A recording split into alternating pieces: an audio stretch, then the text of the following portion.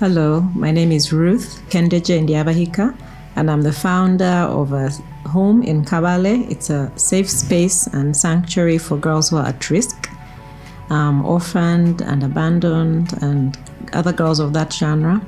And what we are is we're an approved home that works in tangent with the government of Uganda and with the community to make sure that our girls who are in unsafe position are given a safe home and are given opportunity, so it's safety, opportunity, things like an education, things like vocational skilling, and just basically anything that you can think of that will uplift her so that she does well academically, but also does well in her future as a future mother, a future employer, a future employee, and basically so that she uplifts herself, her future family, her community, and the nation, even the continent.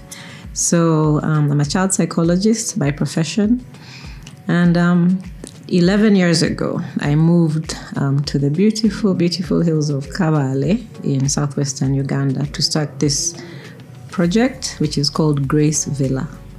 So in October, I think it was October 23rd, it was a Sunday in 2022, we received guests who we had been waiting for almost a year, coming from the United States. A gentleman who is a Grammy Award-winning singer called Pato Banton. Pato has an amazing wife called Antoinette, and they contacted me. They found me through some mutual friends. So basically, just know that Grace Villa is a home that is uplifted by people, like people who God has placed into our lives to just bring amazing opportunity to these children. So this was one of them. So they said, we are a group that has found out about a word called Ubuntu. And this Ubuntu, that spirit of Ubuntu, which is I am because you are, we want to explore how Ubuntu is changing the face of Africa. And we're going to do this by doing a documentary across the continent. So we're going to go to 10 different countries on the continent of Africa.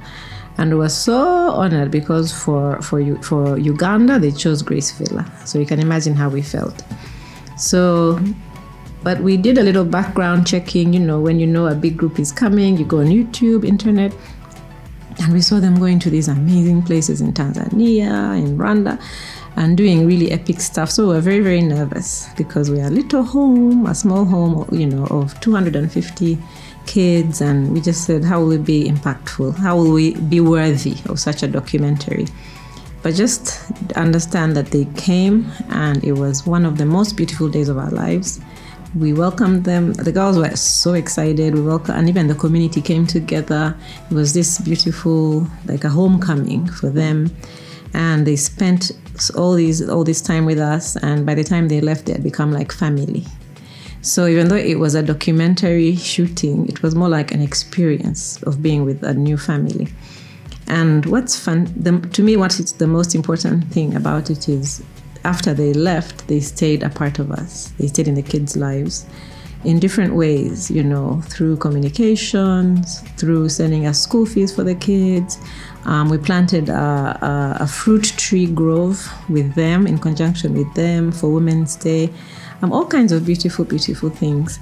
So the movie was finally done, the documentary. It premiered in the United States and won a number of awards, I think so far like 8 awards in the world of film. And finally they said, we're now coming home to Africa. So they gave us a date of when they were going to come to East Africa, and decided in the spirit of Ubuntu to combine Uganda with Rwanda. So they said, is it possible for as many kids as possible that can fit in a huge bus?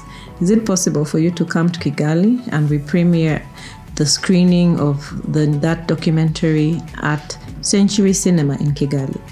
So we said, well, yes, because this gives us a chance to take the kids across the border and get to experience something that they have never experienced before.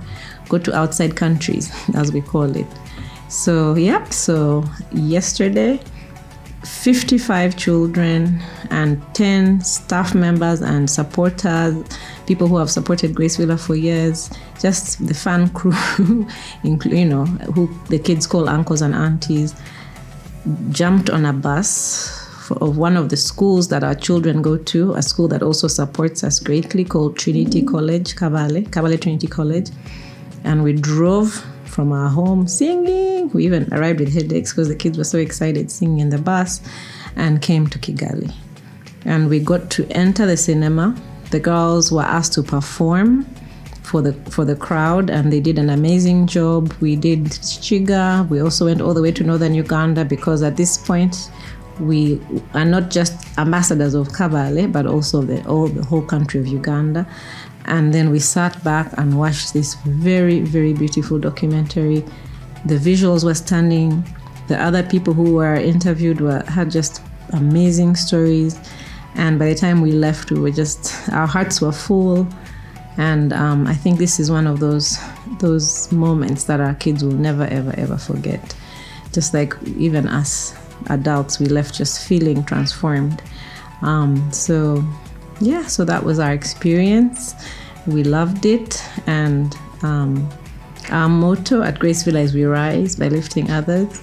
And I feel like the kids, this was just what happened. Basically, we felt our ethos was brought alive through this experience.